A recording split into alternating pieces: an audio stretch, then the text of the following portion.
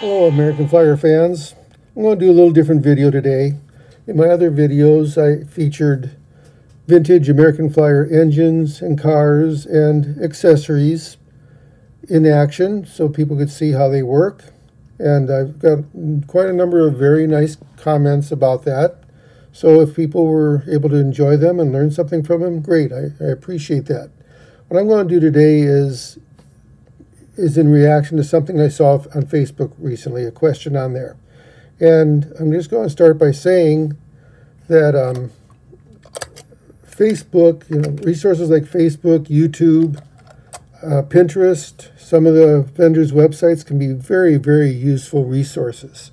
Facebook, for example, has several American Flyer groups that have members who are extremely knowledgeable, and they're always willing to share their knowledge and their insights. YouTube, of course, has many very good American Flyer channels and videos. My latest portable layout was based upon something I found on Pinterest. And like I said, a lot of the vendors' websites also have good information on. So I do recommend you check those out if you haven't already. So basically the question on Facebook had to do with cleaning the wheels on rolling stock.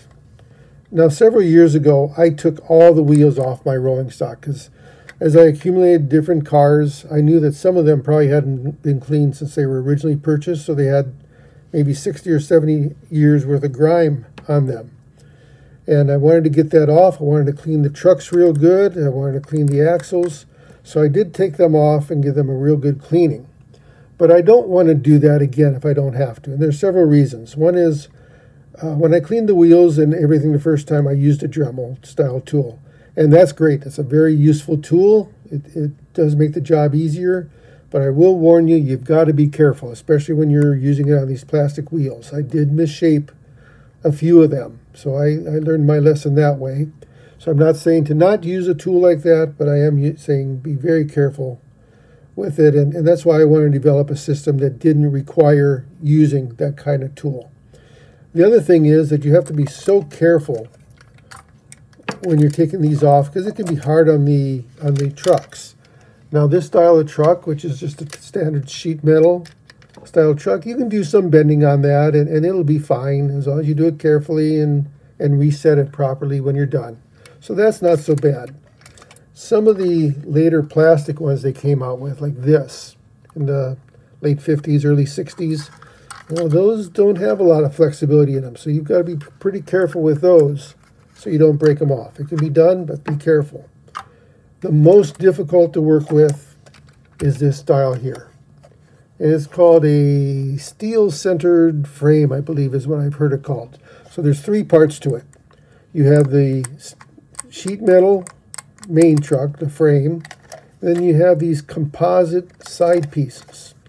And they're attached on the factory. Actually, from what I've heard, they're actually molded onto the truck to make them fit tightly. I think they look great. I love them. But you got to be careful. Don't ever grab them from up here and try to spread them there to get the axles off, because you'll probably end up pulling this right off of the metal frame, and you might end up even breaking it in half. And I'm telling you that also from experience because I've done that, and they're very, very difficult to fix. First of all, getting this glued back together, this isn't the one I broke, but getting it glued back together is very difficult. It's not easy to glue. Not all glues work on it. But then getting it solidly back onto that frame is an even bigger challenge. I did get it. It took a lot of trial and error, and I think I ended up being more luck than skill, so it is working, but it certainly isn't like new. And I don't want to do it again. If you're ever in a position where you have to do it, make sure you're working from these two prongs that are down there. I think I'll try to get them a little closer so you can see them better. Work from those prongs down there, and not by grabbing these things. But anyway, like I said, just for the welfare of the trucks, I don't want to take the axles off any more than I absolutely have to. So that's why I came up with this system, and whether I developed it or just saw somebody else doing it on some YouTube or someplace, I don't know. But this is what I do. Just use standard Q-tips. I use a soft rag.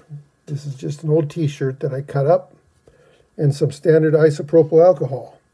So I get the tip of the Q-tip wet with alcohol and just run it around the wheel. And you can already see how much grime I'm getting off of this. Now, I don't think I've run any of my cars more than maybe 3 or 4 hours since I did this the first time. So just imagine, I'm going to have to do that some more. Look at all that I'm getting off after just several hours of running. Usually I can do one wheel with one Q-tip. I think that'll be okay. Okay, so you can see the difference already on that one. Then I generally do both wheels on the same side of the truck. Doesn't take a lot of pressure. Just turn the axle with one hand and rub it with the other until you have it pretty good. Again, you get some idea of how much I took off. Then I take my rag, I keep the rag dry, and I run that around it a few times, and that allows me to get more into the corners and get the flanges a little bit better.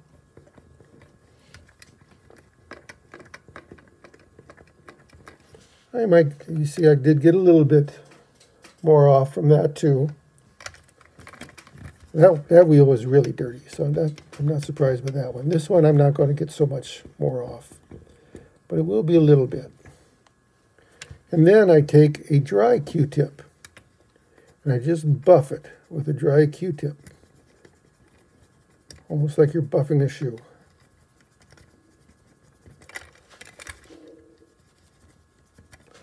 So I still got a little bit off, but very, very little.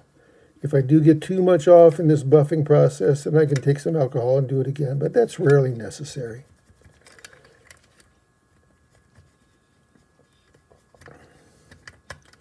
So now, I think you can see the difference. There's the two wheels I just got done doing. That's what they looked like when I started. And I know the light can be a little bit tricky, but I think you can see the difference there. So why do this? Well, I don't claim to know all the physics of it, but it just seems to me that suppose you have 7 cars behind an engine, and each of those cars has at least 8 wheels on, and some cars even have 12 wheels on. So you've got at least 56 wheels behind that engine. And they all have all kinds of grime built up on them. It just seems to me that that's adding a lot of resistance and drag to that load and putting more pressure on the engine. Now, as you can see, this doesn't take long. I've got around 75 rolling stock, and I can do an entire car in less than 10 minutes. So it just seems to me that taking that little investment in time every once in a while, it doesn't have to be done a lot, maybe every year or two, or whatever you see grime starting to build up, do that and keep the axles properly lubricated. That's just making life a lot easier for your engines, and hopefully your engines will last a lot longer that way. Now, whether that's all true or not, I don't know, but it sounds good to me. So here it is, only a couple minutes, and I've got one truck done already. I do the same process with metal wheels. I may use a Dremel on a metal wheel because you really want those really, really clean so they properly contact the electricity through them. But even those, I rarely have to do anything beyond what I just did here. So again, one truck now completely done, and that's what it looked like when I started. When I'm done doing this, then I'll look the car completely over, see if there's any parts missing, any repairs to make, any cleaning up to do, and then I'll finish it with the dime test. If you're not familiar with the dime test, it's just exactly what it says. You take a dime and you put it between the wheels, and if it fits comfortably between the wheels, then they're properly spaced. This one looks pretty good. They're not that hard to adjust if you need to adjust a little bit. So that's really all it takes. do that other truck, and this car is ready to go again. So if that's something that can be useful to you, great. And in any case, enjoy your American Flyer trains, and thanks for watching.